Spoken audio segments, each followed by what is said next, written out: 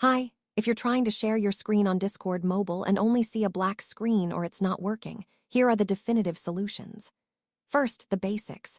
Make sure your internet connection is stable. A weak signal is the main cause of streaming failures.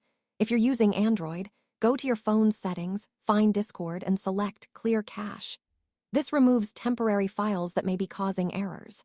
Make sure you have the latest version installed.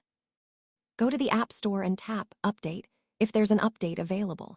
Now, within the Discord app itself, go to your user settings and find the voice and video section. Turn off hardware acceleration.